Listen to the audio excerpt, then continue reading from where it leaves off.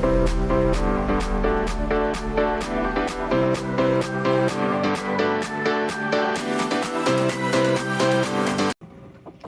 Sobat Pendidik, selamat datang di podcast EduTalk, yaitu ruang belajar inspirasi seputar dunia pendidikan. Halo semuanya, perkenalkan saya Aulia Zara Arda Putri. Dan saya, Dian Fitriani, senang sekali nih bisa kembali kepada Sobat Pendidik dalam episode kali ini. Semoga sobat pendidik yang sedang mendengarkan baik di sekolah, di rumah, maupun dalam perjalanan selalu diberikan kesehatan dan semangat dalam mendidik generasi penerus bangsa.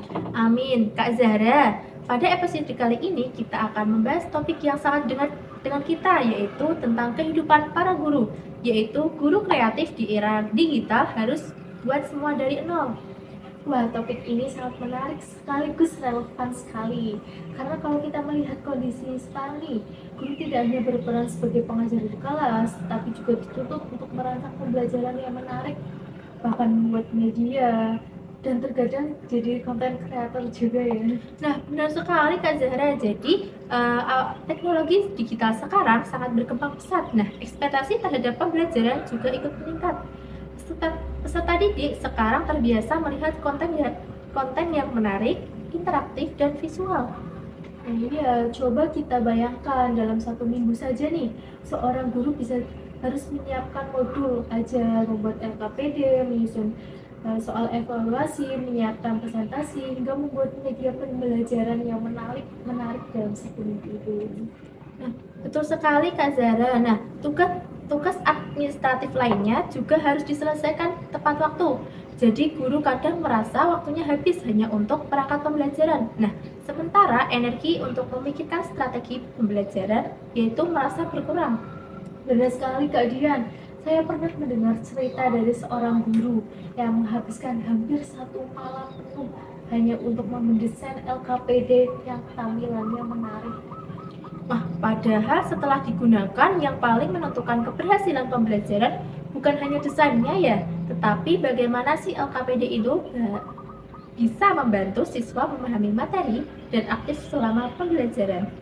Betul sekali, kadang kita terlalu fokus pada proses membuatnya sampai lupa bahwa tujuan akhirnya adalah membantu peserta didik belajar dengan baik. Nah, di sini muncul pertanyaan penting, apakah guru selalu membuat semuanya dari awal? Menurut saya sih, gak harus selalu membuat dari awal ya.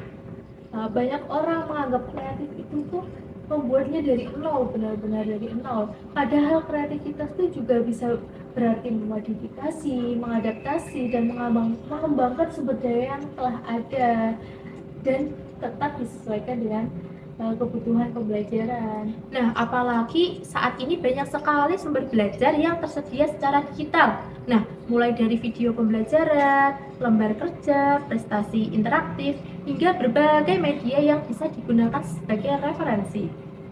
Dengan memanfaatkan sumber yang sudah tersedia itu, guru bisa menghemat waktu dan tenaga.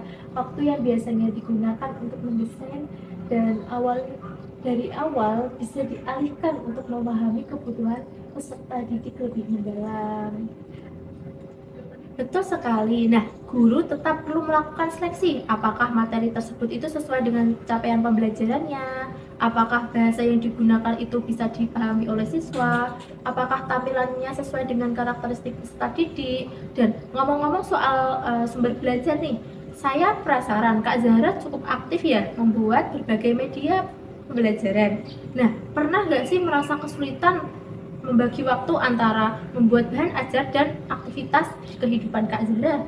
Wah, sering banget Kak Dian. Awalnya saya juga selalu membuatnya semua dari nol, mulai dari desain LKPD, media pembelajaran, sampai berbagai perangkat pendukung lainnya. Nah, pasti banyak menguras waktu ya Kak Zahra? Benar, bahkan terkadang satu produk itu bisa menghabiskan waktu berjam-jam. Makanya saya berpikir, apakah banyak guru yang merasakan seperti saya juga gitu. Nah, lalu apakah ide untuk memunculkan produk? Ada, karena saya Karena itu saya membuat LKPD Studio, sebuah platform yang menyediakan berbagai LKPD yang bisa menjadi referensi maupun solusi bagi guru yang ingin menghemat waktu dalam mempersiapkan pembelajaran, khususnya dalam membuat LKPD yang menarik dan kreatif. Nah, menarik juga ya Kak Zara. Jadi tujuan utamanya bukan hanya kreatif guru, tetapi membantu guru lain agar tidak membuat semuanya dari awal ya Kak Zara. Tepat sekali Kak Dian, guru tetap bisa menyesuaikan bahan ajar, bahan cut aja. Tepat sekali Kak Dian, guru tetap bisa menyesuaikan dengan materi, karakteristik siswa, dan lainnya. Nah, menurut saya itu sejalan dengan topik kita hari ini nih Kak Zahra, yaitu kreatif bukan hanya mengerjakan semuanya sendiri, tetapi mampu memanfaatkan sumber daya secara efektif. Setuju, karena semakin banyak waktu yang bisa kita hemat, semakin banyak pula waktu yang dapat digunakan untuk berinteraksi dengan peserta didik. Nah, dari perbincangan kita hari ini, ada satu hal yang bisa kita simpulkan nih Kak Zahra. Menjadi guru kreatif tidak selalu membuat semua perangkat pembelajarannya dari awal. Benar, kreativitas justru terlihat dari kemampuan guru dalam memilih, mengembangkan, dan memanfaatkan berbagai sumber belajar agar sesuai dengan kebutuhan peserta didik. Nah, jadi kita sebagai sobat pendidik sedang mencari inspirasi, referensi, atau bahan pembelajaran yang dapat membantu proses pembelajaran lebih efektif dan menarik. Tidak ada salahnya untuk menjelajahi berbagai platform edukasi yang tersedia saat ini.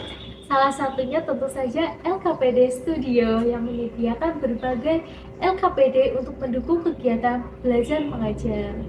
Nah, siapa tahu solusi yang selama ini kita cari tersedia dan siap membantu sobat pendidik untuk menghadirkan pengalaman belajar yang lebih bermakna bagi peserta didik. Karena pada akhirnya tujuan utama kita bukan sekedar membuat LKPD yang menarik saja, tetapi menciptakan pembelajaran yang mampu membantu peserta didik berkembang secara optimal. Baik nih sobat pendidik, sampai sini saja pembicaraan kita pada podcast kali ini. Sampai jumpa di podcast selanjutnya.